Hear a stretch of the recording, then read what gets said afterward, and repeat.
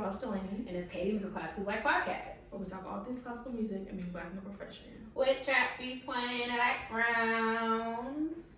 Hey y'all. Go in. We back. You said what? I said we back. Oh yeah, every week now.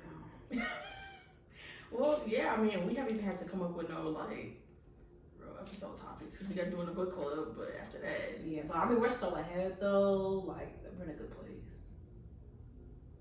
But last. I feel like it's gonna be like, I mean, it's been way more frequent, but I feel like it only happens like every quarter. We don't want to talk about maybe every third of the year, and it's really because we have talked about. we had this conversation the other day. We've really left no stone. If you have listened to the show like regularly, let us know what we haven't discovered. Like, please let us know. Not discovered, covered is what I wanted to say.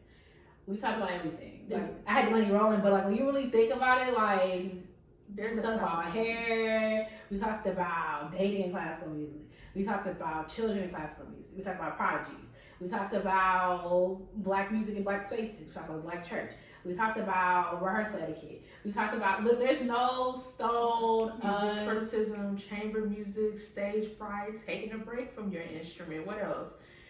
Best practice and audition, going to a conservatory, preparing for your jury, going to state school, graduation, fellowships, graduating again, post graduation, pre-graduation, transitions, staying the same, pop culture. Like, there's literally no thing we have not talked about. Spirituals, black composers, white composers. Oh, you know what? We haven't done Asian composers. No, we did the butterfly concerto. See? There's nothing we've done. We did South American. We had that whole thing with I'm blanking on her name. But we did it. Strikes. No, yeah. Lockouts. Unions. Yeah. There's nothing that we have in excerpts. Yeah. Because when you have 280 episodes like that, 289, like, they ain't come from 300 episodes. What would we talking about? Everything. And then a minute the mics go off. I mean, we just read it off now, but like literally the minute the mics go off, we're like, okay, so. Because we talked about even some more obscure stuff, and I just can't remember. Music festival. What we have talked? We talked about everything. We talked about hip hop. We talked about R&B. We talked about artist songs. Imagine taking Jamaican. Was 9 nights. What? Also, like, that's why, like, every once in a while, me and Lenny be like, we are. It's not fake humble. Like, really, like, every day, one of us gotta be to the other one, because it's like I was just in Lenny's face the other day talking about I haven't achieved nothing. I don't know what to. And it's just like we be humble and real, but it's like for some stuff it's like we don't gotta just do for real, because it's just like we are nearly 300 episodes. Who do you know quickly who took the Nicki Minaj and Cardi B beef and wrapped it into a thing where we talked about beef between composers? It's like we've done everything, like Indian matchmaking, and then we paired that with music. And we played the Love is Blind intermission. That ate though. We had again. Love is Blind intermission. Oh yeah, that was. I remember breaking a sweat doing that, because I was like, all this talk about Nova Taylor story. If I don't recognize his music, that's gonna be so embarrassing. Like we've done everything. We've done everything. There was that one thing that I was like, oh, we haven't done this, and we want to do it in a different way. So we gonna see. We don't remember. We talk about it later, but and also to be fair, off the top, what do they call it? Not off the dome. What do we call them? Off the cuff. Off the cuff episodes. There was a period of time where every episode is off the cuff episode, but really in the grand scheme of everything, that's probably only like 10 episodes. Like, and that's, I feel like that's being generous. So it's like we gonna figure out what else to talk about. We're gonna start to talk about individual pieces, individual notes. You say individual notes. Individual AC. Right. ECA. Right. We're gonna have to see. I know that's the one thing. Like, we've had people on the show. We've talked back and forth about guests too, and it's also gonna be interesting with our new setup to see,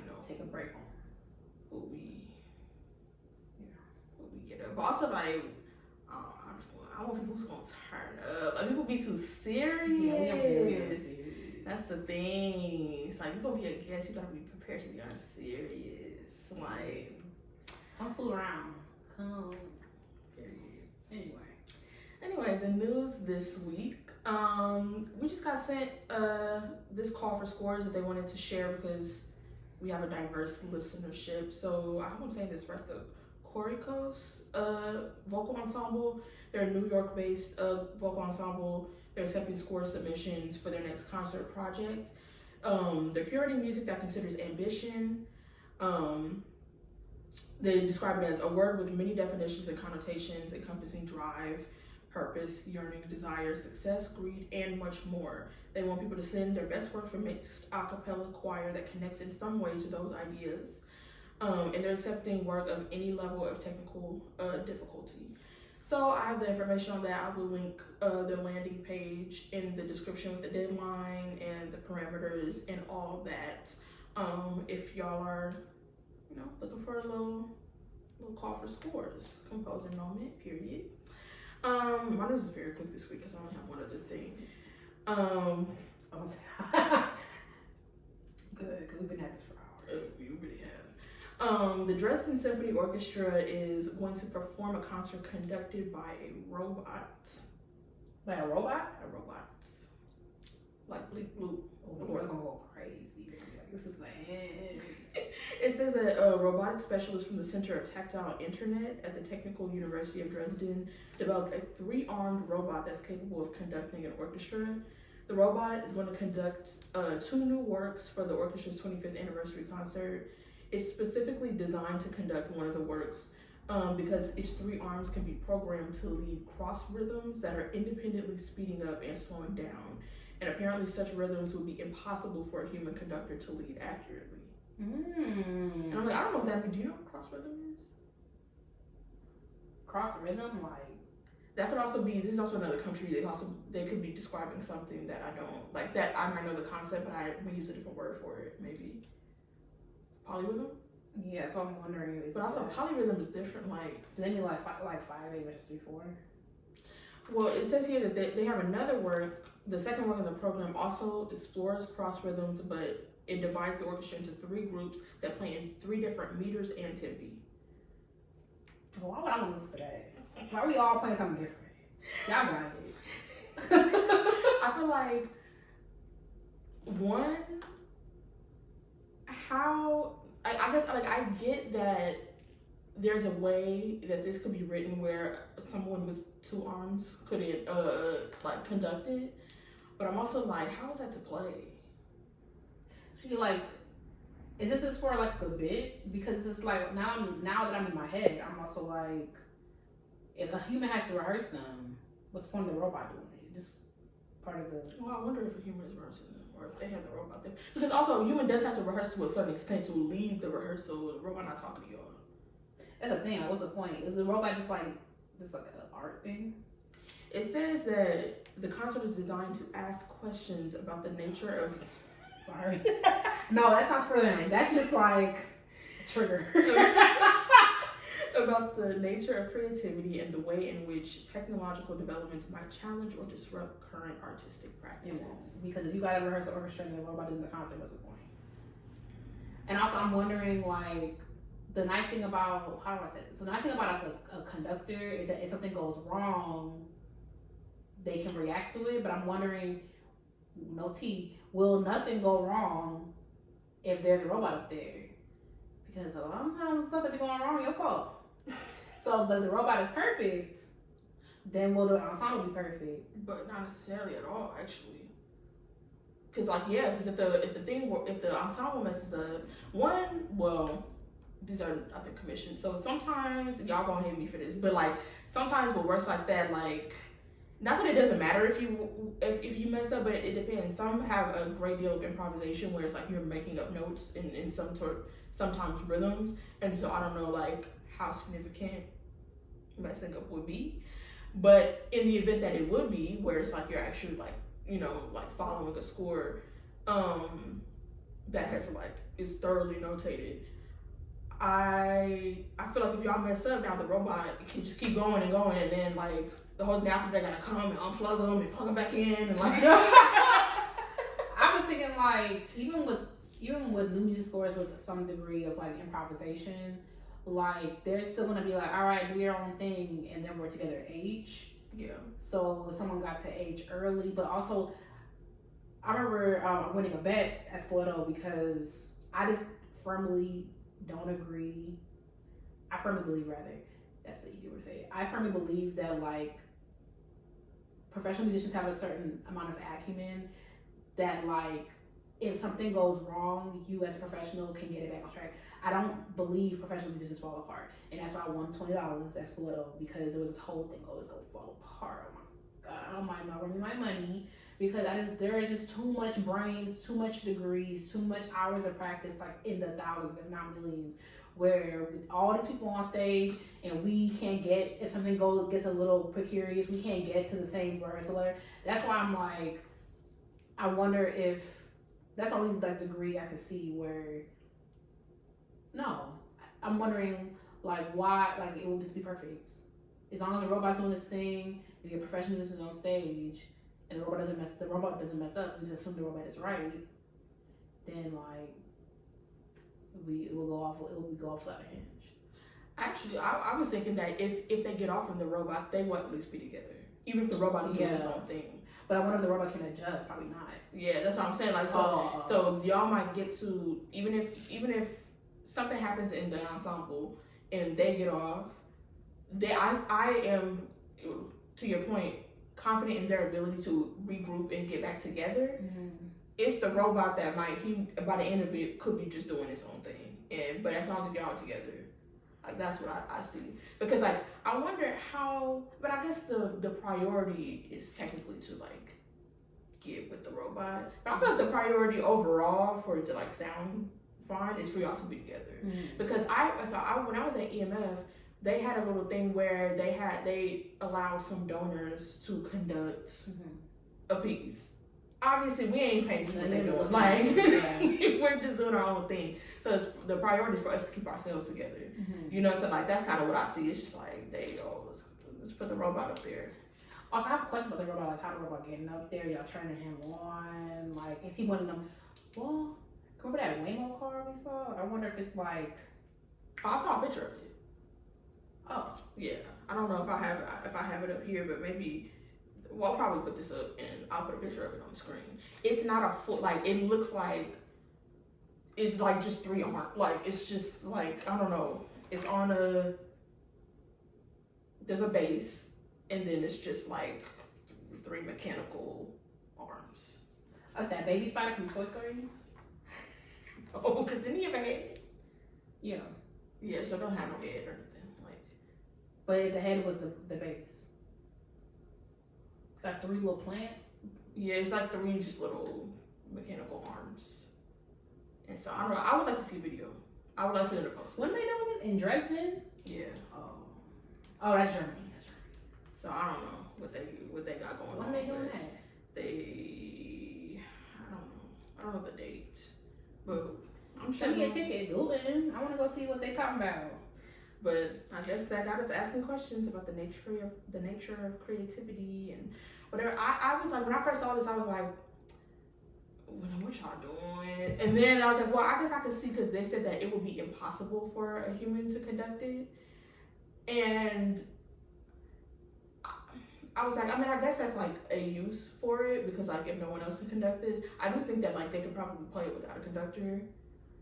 But because also what they mean by it's impossible, because like technically like War Requiem, like Britain's War Requiem has like 2 orchestras, so like technically one person can't do it. Obviously some would like to, but yeah. Well, actually I don't remember. Is it double 2? That's what I was gonna say. How I wanted us to talk about how a piece like this would be done if they did not have the robot, a piece that cannot be conducted by. With the War Requiem, there's the full orchestra and there's a choir and then there's a chamber orchestra. Right. But I don't know, and I played that piece. I don't remember the relationship, because I was in the full orchestra.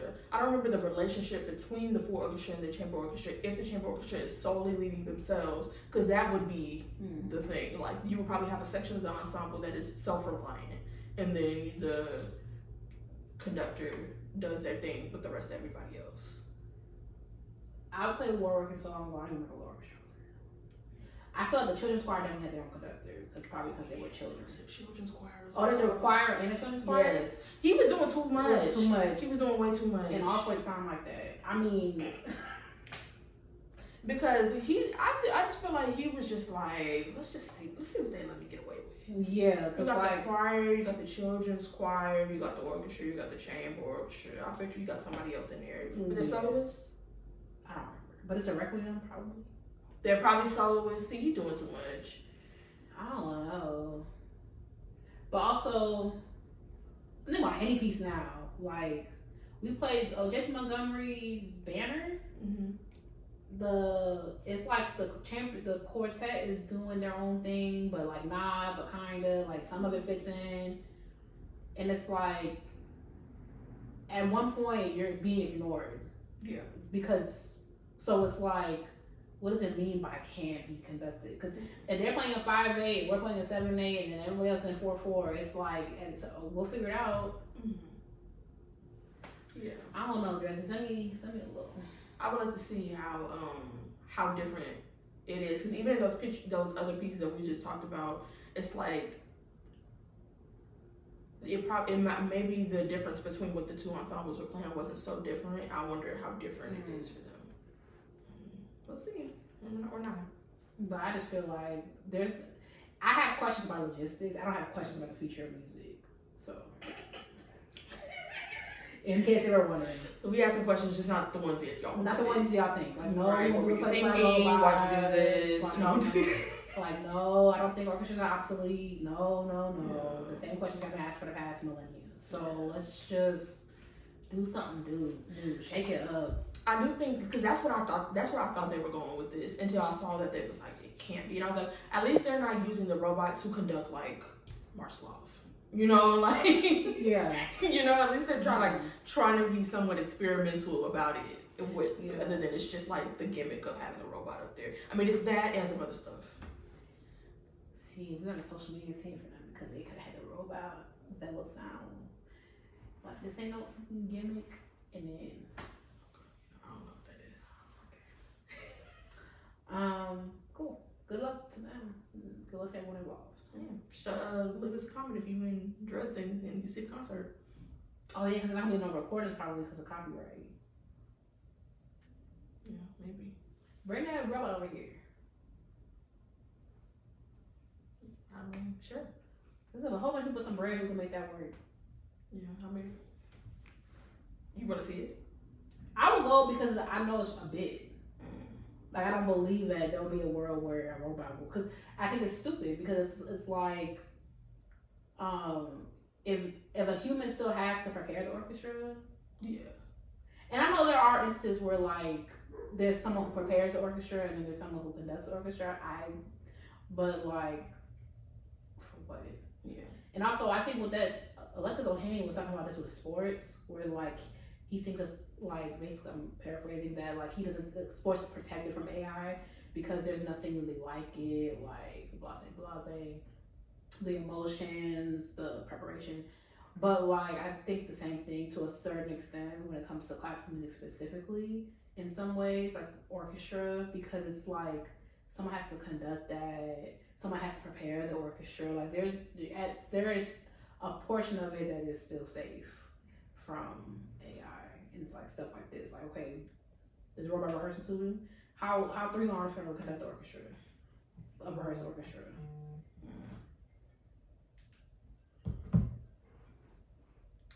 All right. Well, that's my list this week.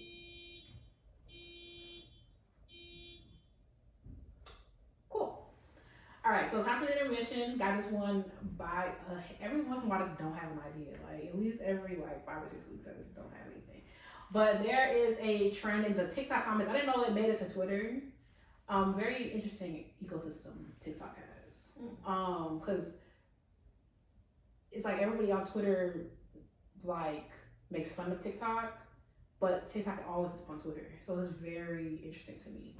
Anyways, there's a trend in the comments about blank hates to see me coming. So like, for example, like Simone Biles, after she did her big one, like she tweeted like, or I guess on some threads like, Tequila hate to see me coming. So it's just like stuff that you really like. So yeah, it's something that you do a lot. That is Yeah. like they see you coming. It's like, oh my god, I know I'm not safe. yeah, You know? yeah. So let's do a regular one outside of classical music one first. What you got? Oh dang. Cause like there's so much stuff I like, so it's just like Yeah, like what's something that's like I hate to see. I'm in my bed. My bed hates to see me coming real bad because I'm good for laying down. Like, oh, I love laying down. It's so relaxing. I'm gonna do that right now. Is that yours? Yeah. Mine is I would say like TikTok hate to see me coming because one thing I would do is scroll on TikTok. But honestly, I would say a book hate to see me coming because I'm good for buying a book and not reading it. I think out of all the books I own, I've read from cover to cover. Actually, I'm not gonna put my book because it's probably in between 5 and 10% of the books that I own. I've read from cover to cover. Yeah. A book hate to see me coming because you just gonna sit on my shelf. Well, we meant to add another one. Well, I have to finish that one. Very good. I've been contractually obligated. Yep. Okay, and then classical music one. This one I really had scraped because I'm like, there's nothing really that's like I was like overly like into classical music, but I would say one thing, a Black excellence hate to see me coming. Because whenever I meet like somebody that we have for Black excellence or like whatever, like we finna be loud, we finna be embarrassing you. Like I remember when we saw Adam at like Sphinx a couple years ago, we getting into everything, you know, what you got on, what you doing, you extraordinaire, like it's gonna be a lot. So. I'm gonna steal yours too because I was gonna say Tchaikovsky hate to see me coming, but like similarly, if I see a Black person in a classical music space, I'll be like. I mean, like, Joe hate to see us coming. Joe really has seen us coming real bad. I'm still waiting on that cease and desist from Philadelphia Orchestra. Mm-hmm. Sorry, I misspoke. Well, Joseph Conyers and them because like, I know we hate to see us coming because we gonna be so. And also we could type not too much because there's some of y'all who do too much, but we a Jace where it's like we finna say. What we finna say? We finna say something. Yeah, Joe Conyers hates it. Yeah. The last time I saw him, I was acting right because I was in my situation, but like,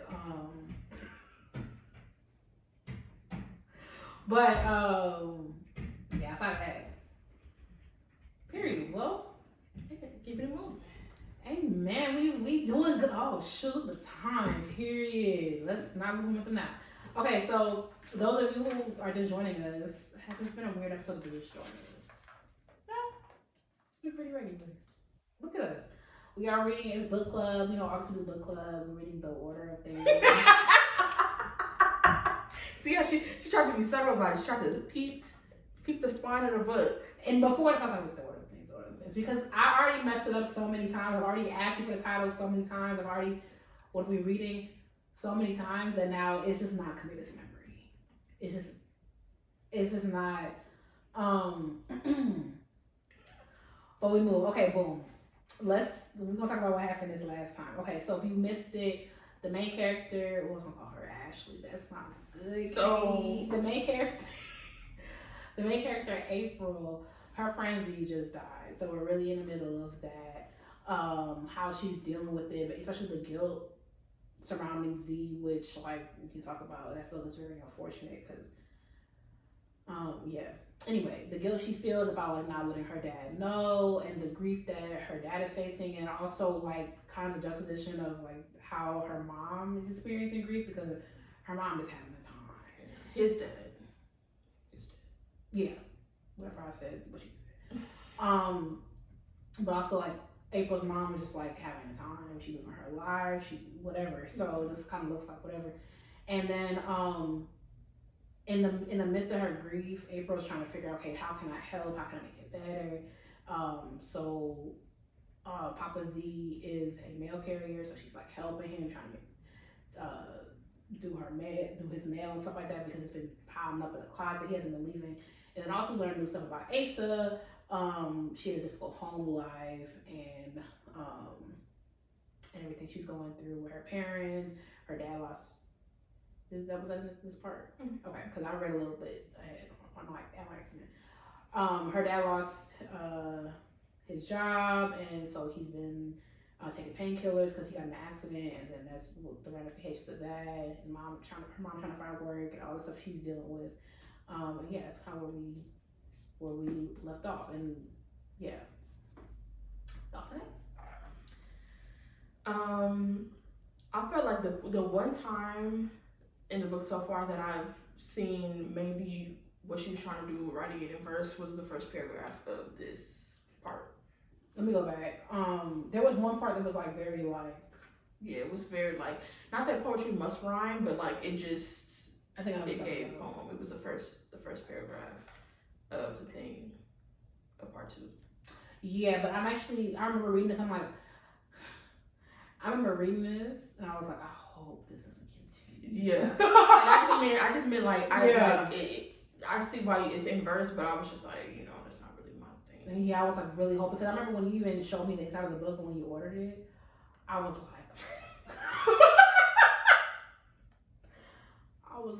oh my God, not a whole book. And I don't mind poetry, but I like being in and out of poetry. Mm-hmm. I'm not trying to do a whole book of spoken word about drums. You know what I'm saying? But yeah. That was the only time because I'm still kind of like, girl, what was the vision? It's like, I guess because it's like about music, so it's like in verse, but like I don't know. Well, girl, she should have made it on sheet music. Like she put the whole book with opera. Like I feel like this book could have been half the size. Yeah, there's a lot of it. So especially when it ends one like up here on the page, and then it's like half the page this way is empty, and the whole page this way is empty. Alright, girl, you only one of us got a book deal, so I mean, well. So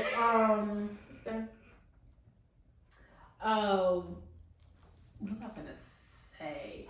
Oh, okay. I had some like little heartfelt moments bookmarked at the time when she threw the dimensional book against the wall and broke it because it's not for Z anymore. I was just like, that's so sad. She really going through it. What do you think about her, like, how she's processing, like, it being her fault? Honestly, I didn't think it was as big of a, like, she mentioned it, but, like, it doesn't seem like it's front and center in her grief. Like, I don't know, like it came up, but it doesn't seem like, she doesn't blame herself for his death. I thought she blamed herself. I felt like, I mean, I don't know, I just didn't feel like it was, some people, it's really hard to get that out of your mind, and I feel like it was more mentioned, but we're hearing more about, like, we're hearing what's going on with the friend, we're hearing what's going on with her mom, like, we're hearing about her request for Papa Z, and I wonder, it's also like, I could see even more, that could have potentially been framed as like I'm trying to make up for this. That's what she said. She's like, I'm trying to like do my part to make it right. Like if I help him with his mail. Oh, I thought she just was trying to help him. I didn't know if it was specifically because like it's my fault he died. Like I just didn't feel like she took it as far as like, maybe because that trope, I feel like people be like very dramatic with it. Yeah. That like it's not overdone, so I just feel like she feels it, but it's not like the whole thing. I feel like overall, I'm upset that my best friend is gone. Yeah. Not that some people killed him. It's all my fault. Like some people would go all to that side, but then I just felt like it wasn't all that. Yeah, I think I'm somewhere in the middle where like it was mentioned enough for me to be like, oh, but she thinks this is her fault. That's where I was at. I feel like it's like she feels the regret, like maybe things would have been different if I whatever. Because even one of the teachers who was at who came to the house for the repast was like, I wish I gave him CPR. I'm so sorry it didn't help. Like, so like I feel like she was maybe a step above that, where like even he had like regret. I wish I had found him sooner, or I wish like whatever. She's like a step above that, but not all the way to like I killed him. Yeah, I'm glad it's not that, because I'm like, it's just kind of crazy. That's kind of crazy. But like, what do you think about her mama? Like, her mama was like, everybody handles grief differently. But like, what do you think about her? Like, I mean, I have mixed feelings about like, she just like, all right, so I'm gonna date with Robin. Yeah, that's kind of amping up your relationship while your kids giving a best friend, kind of crazy. Like, kind of insane. Like, that's actually really insane, girl. Like, you should really get it together. Like, it can't be that good. I don't know what Robin doing to you. Robin putting that work. Robin putting that work in. because so at the very beginning, when she said that, it was like it was pretty soon after. I mean, the whole thing is pretty soon after, but like, wait, this all in a month. Yeah, she was like, because of course, Papa Z, that's his kid. He's and so then April, asked her mom like, why are you not like how he is? You're not crying and all this type of stuff. Like she had cried like the first, but. She was like, and her mom was like, everybody grieves differently. And at that point, I didn't think anything of it because like we didn't know about how she was stepping out with Robin so much. Now, the part that made me really sad was when she was talking to her mom about it, and then her mom went to the other room and she said that she heard her mom like laughing through the thing, and she said she got up and left the apartment and went across the hall. Yeah. I'm like, you talking to your thing and you giggling, kikiing with your girl through the thing. Like, I don't. It's not that you're never supposed to laugh again, but like that's kind of crazy, you know? Like, I don't know. April's so little. Like 11 is little. Yeah. Like very little. And you over here, you run around town with your girls talking about some giggling, rubbing your feet together, getting flowers, getting flued out, getting all type of stuff. Like, I don't know what Robin doing, but she putting that down. I'll tell you that much, because that's kind of insane to. And it's like, as somebody whose mother was a single mother, is a single mother.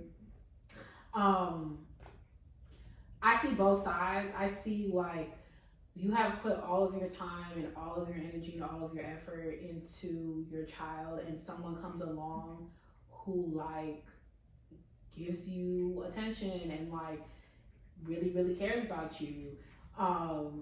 My mom, and that did happen with my mom too, but my mom didn't neglect me. I feel it's not neglect, but it's a little bit of emotional neglect for me, and a little bit of like not having a lot of like empathy for the relationship that your daughter has with her friend.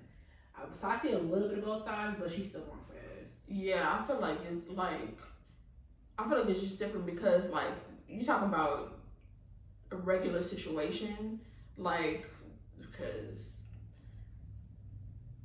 Like I've been in that position as well, and like there's a regular, not in her mom's position, but in the position of the child, you absolutely deserve that person, but like this is totally different. Your child has lost their best friend, but then y'all spending family night with, like it's like a brother to her, like that, like all bets are off. I feel like at that point, and it's not just about that. And what also made me kind of like is because Robin was gone for a minute because she said in the thing, like, it's been a couple weeks since we've seen her. Like, they hadn't, after she spent Thanksgiving with them, she hadn't been around for a couple weeks. I'm like, so y'all wait till after. I mean, of course, they didn't know he was going to pass away, but, like, is now really the time? You could have just kept that up. I think she was away because she said she was going to go with her people for Christmas. Oh, I see.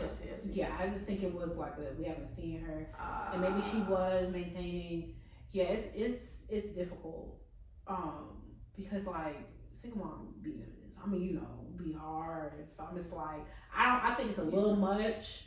Like it's like I see where she's coming from. It's just misplaced. And I think like without putting too much of my business out there, like I've just like witnessed it. It's hard for single parents to balance it, because it's like you are the only one no matter what village you have. So like balancing your personhood with balancing like what your kid needs, it is like, I mean, shout out to Ina, but like it's not easy to do. So it's like, wow, it's kind of crazy over at Kiki King, and there's like there's also what I didn't like this certain it took my best friend dying. It took your new girl coming along for me to have my drums in the house. Like, it's like, okay, it's getting spooky out here, but like, I've just seen it firsthand, and it's just like the balance. It's hard to balance it when it's just only you, and you have to you. It's like you have to put this person first, but it's also like you just get lost in that if you only do that.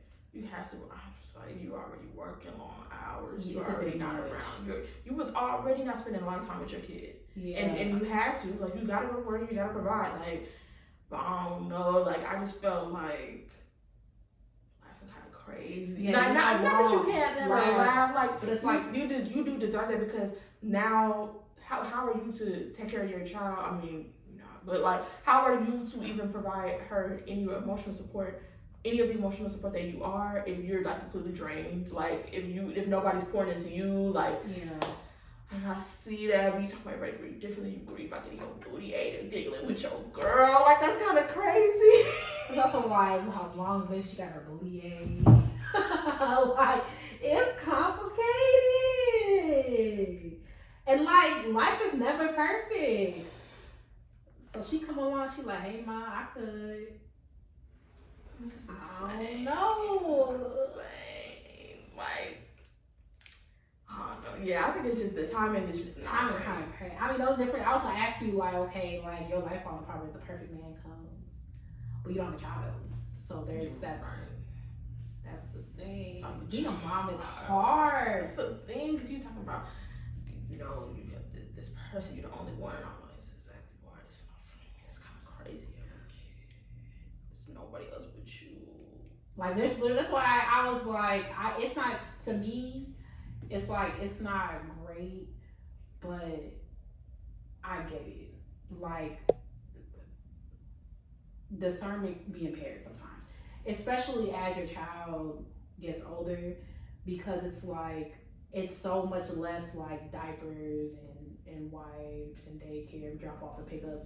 It's like, as a child becomes more independent, you are yearning for a break, and like, yeah, it's difficult. And and she's 11, and she when she was explaining to her classmate was saying like, my mom is single, or something like that. She was single the whole time, or at least for as long as you can remember. So at least of like 6 or 7 years. 6, 7 years, and the perfect girl comes into your life. Yeah. It's not her fault that Z died, but it's also like, yeah, I give her a little bit of grace. She's likely doing the best she can, but also that's also something you gotta reconcile with. Like, sometimes your parents do the best they can, and it's not enough for you. Yeah, like just because your parents are doing the best they can. Yeah, like doesn't mean it's okay. Like, there's also that. So they're probably going through a lot. Huh? Just like now, a couple years from now, I'm like, you're already going through a lot. So now it's a couple years from now, she's sitting in therapy talking about, my mom did the best she could. And then her therapist like, yo, mama getting, while your best friend, that was kind of crazy. And the walls in there thin. Oh, ain't no way. Like, maybe she be at Robin's, because she be gone. Yeah. I just mean, like, that was just so sad. Like, she was in that place, and then she was just like, after talking to her mom about it, the next thing you hear is her like, giggling, kiki on the phone, like, dang. Yeah, it's tough. Especially as a kid, like, everything, your world is like so small that you're like, how are you carrying on? Especially, and also because Papa Z is also like incapacitated basically by this. That it's like her mom, she probably looking at her mom like, dang, do you even like him? Like, she doesn't, it's not put into perspective for her yet. Mm-hmm. So I don't know. Oh yeah, that was on here too. I think, I mean, while we're on this topic of the mom and her girlfriend Robin, there was a line on page 203 when she said, we'll do better together. I was like, did she mean her and Robin? Or her and April? Because the way the sentence is written is, she's like, I'll do better and we'll do better together.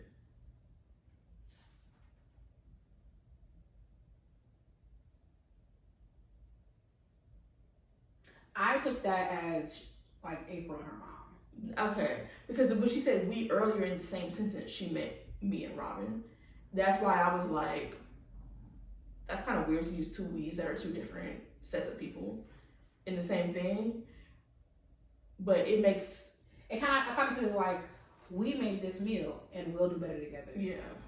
That's what I thought. But then I was like, she means it because I'm like, she moving in. What's going on? I mean, that's how it is. Like that's why I was like, kind of like, is she over like bring the drums in or whatever? Like moving to my 2-bedroom flat to come hunch on my mama was kind of crazy. And then I'm gonna start looking at Robin sideways. I really have left her out of the conversation. mm-hmm. So if that's what we gave. I was like, this could go either way. I just thought it was a little weird to use two different we's, and like I know that's what I'm like. It makes sense for us to be we, me, and April, but also I was just like, I feel like I don't know, because that took me off guard for a little bit. I was like, this being the announcement, kind of crazy. Well, also she was always already so nervous to be like, I got something to tell. Maybe because I just don't do all that like dramatics, because the fact that like just tell her that you got a girlfriend. Like, I just, especially because it wasn't set up before that to be like, she gonna hate this. I was like, just tell her. So, like, if it's like some long, elaborate plot to say that Robin's moving in or they're moving out together or whatever, like, that's gonna annoy me. Because, I mean, but also she made her favorite meal and everything. So I was like, Insane. And then they brought the drums in. Like, it could be like a little, that's why I was like, ooh. But I also people they did with having Robin on the drums so that she would like, cause she didn't want to play. April didn't want to play, and so they had Robin get on her so she was like, no, it's not you do it. Like I was like, yes. So hey. Okay, I'm just talk about Asa and what she got going on. Cause I hate when like gets stomped out of kids, you know, cause she came in and she was so like, oh my god, it's Asa, and I like the camp, and she's just so confident, and like just to see the light dim in her, she's doing all that stuff at home. That's kind of crazy. I feel like, I mean, one is interesting that her coming. I mean, at least when we haven't finished it yet, but her coming in like dirty and all that type of stuff didn't really have anything to do with what was going on at home. We thought that it might, because like we knew that she liked to camp and like stuff like that, and it could, and it seemed like it's just that. But like I thought it was gonna be more like tied into like actually what was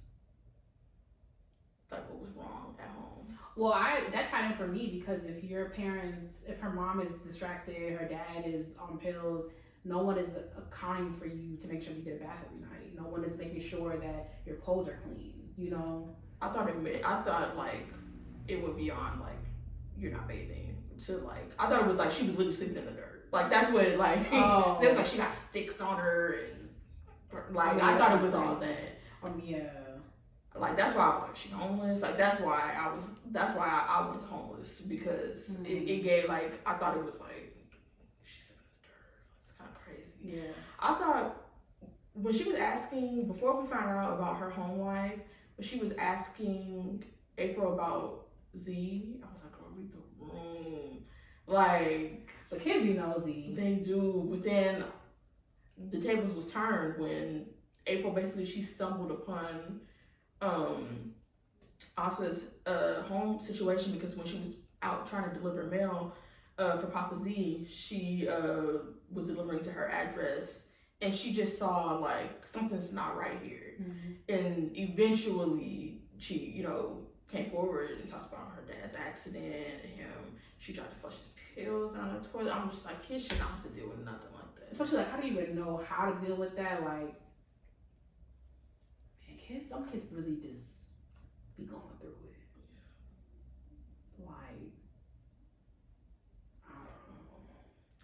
I feel like when I was reading this, I was like, this must be like, it gave that writing the book was like cathartic for the author because like I read the author's note and I saw like, you know, her situation, how this related to like what went on in her life, her best friend losing her best friend and everything.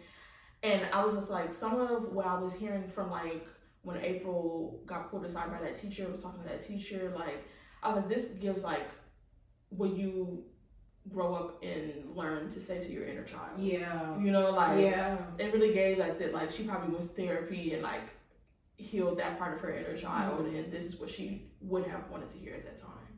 Also, the teacher, like, maybe because I'm more used to more dramatic writing, the teacher was not very helpful. The teacher was like, "You good?" Yeah, and then got up, started walking. Like, Did she say yeah or? I was like, you could have kept that. Right. She said, "Chin up." I'm sure, like, I've had teachers say like way more engaging things to me. I've said more engaging things to a child, like, okay, but like, I just found it to be. I'm like, either that could have been written out or no tea, or like it could have been left out. Mm-hmm. And also, I just sometimes I'm trying to get too much into it because like, what credits do I have? But I will say that like some stuff just feels like rush, like the whole like now you're in the bathroom screaming kids. If she like, I remember even saying last week before that like when's the last time you spoke to a child? Like obviously all kids go through stuff differently, blase, but like kids at that age are so worried about what their peers think about them, so worried about like their social hierarchy, where they're falling in the social ladder in their surroundings, and that they're particularly at school. You would not be in the bathroom screaming. Like, and then so I just wish like if it really, obviously I've never lost a best friend. That's not obvious, but I've never lost a best friend. So I'm kind of like, I wish that moment was like built up more in some way. Like, I don't know. It just didn't land for me. Like, I'm sorry that she's going through this thing. I'm sorry that like whatever, but like you screaming in the bathroom and this random teacher comes and finds. I mean, I think she had it last year or whatever. Came and found you, and then she talks to you for 10 seconds and tells you to put your chin up. And then you ask about someone else in the conversation, and I'm just like, what? The whole bit just did not work for me. I felt the second half was with the teacher was like, yeah, the conversation was very brief. The one in the bathroom, I don't feel like that. Even though kids being worried about what people think about them and like all that sort of thing is common for kids, I don't think it tracks for her character. Mm-hmm. She's said that her and Z always kept to themselves anyway. She was not really involved in the social order of the school anyway. Mm-hmm. And once he was gone, didn't really want to talk to anybody. Even the one person that's trying to talk to you, mm-hmm. she a couple of times been on the playground by herself and didn't really, it seemed like that was what she wanted to do. Mm-hmm. So like, I didn't really think about it in terms of like what the other kids would think about her. I thought of it as like, you're now in a situation where you're being forced to keep it together. And this like, you've just boiled over.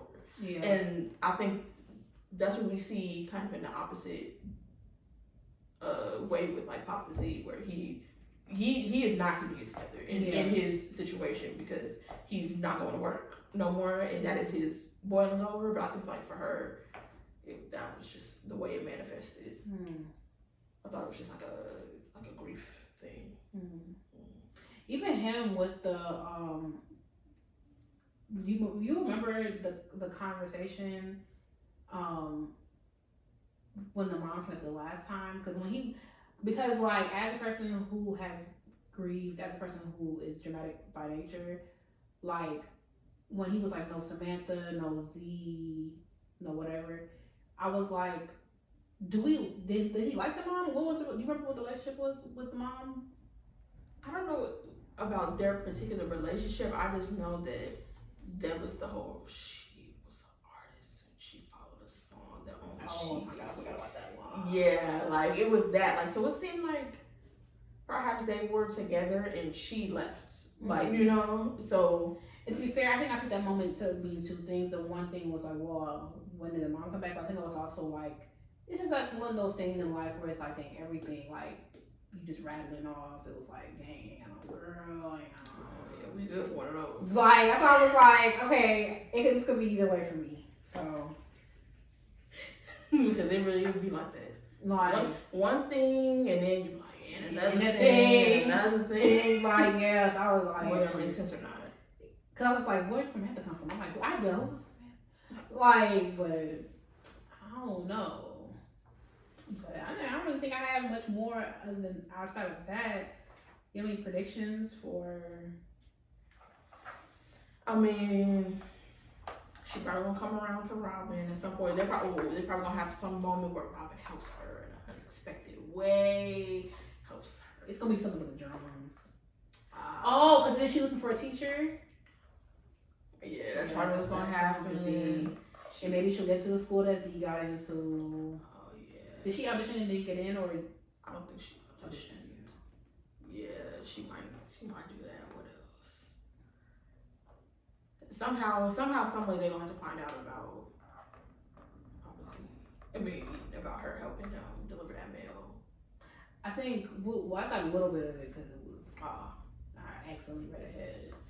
But I wonder how the Papa Z thing gonna wrap up because I couldn't imagine that like losing a child like it's kind of crazy. And being in the position now, you're the boss that gotta reprimand him. It's just like, what you really finna say? Oh well, you still need to like no. Depends on what kind of boss he got, cause I could think of a couple that would be like, well, for the good of the company.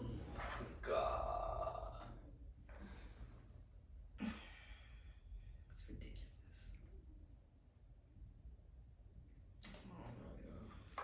Well, we'll see. Wrapping up next week. Yeah, last week was fun. And then we gotta start doing every episode. Right. I mean, we doing every episode now. But period. Moving on. All right, I'll talk about essence where we hype you up, gas you up, and give you your props. There's room for everyone at a time. We're gonna talk about Andrew Asamokai. If I'm saying that wrong, I'm so sorry. He's an award-winning composer for film, television, and video games. And he began his journey playing the piano. During high school, expanded to the saxophone. In undergrad, he was at Texas State University, pursued a bachelor degree in science from Texas University. He graduated from the screen score from University of Michael Washington. Okay. Woo! He graduated from the screen score master's program at the University of South California, where he was elected as the first class representative ever. Okay, shout out to you, Andrew. He has scored a multitude of projects ranging from short films. I'm gonna do this over. Because I was like, the first thing, and the second thing, and the third thing, I was like, now his name is Andy. Like, it was just way too much. Right, you call him Anthony. Yeah, April. Right. Play drums.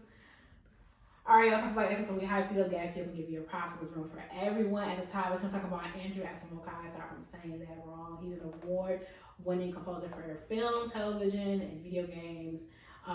He graduated from Texas State University with a bachelor's degree in biology. And then he continued on to the University of Southern California, where he did the screen scoring master's program. He has scored a multitude of projects ranging from short films, feature films, televisions, trailers, promotional videos, podcasts, web series, Blase, Squaze. Oh, he also worked for companies such as Marvel, CBS, Beats by Dre, Jordan, Nike. Dang! The Utah Jazz. He's won a multitude of international awards and was accepted into the Society of Composers and Lyricists, Mentorship Academy. He composed music for the Emmy winning an NAACP nominated film Sunday Dinner. I found out about Andrew because he was selected for I was gonna say Issa Rae, but everything Issa Rae, everything was Issa Rae. Color Creative, Hooray, Blase, Find Your People program. I was like, oh, who are you? So shout out to you, Andrew, and everything you are doing. Period. My piece of the week is the Samuel Coleridge Taylor Not It. Period. That's been a piece of the week at least 3 times. It has? Mm-hmm. Maybe twice. It goes. Period. All right, thank you so much for listening to Classically Black Podcast. And for follow us on social media at Classically Black Podcast. If you have a piece of the week suggestion or an intermission suggestion, put it on Patreon. Your Black Accent suggestions sent to Classically Black Podcast at gmail.com. Join us in the Ebony Tower at patreon.com/Classically Black Podcast. If you're Black and ISBM, it's Ice Black Musicians, Ice Black Musicians on social media. Thank you for listening or watching. And we will catch y'all next week. Bye. Arrivederci.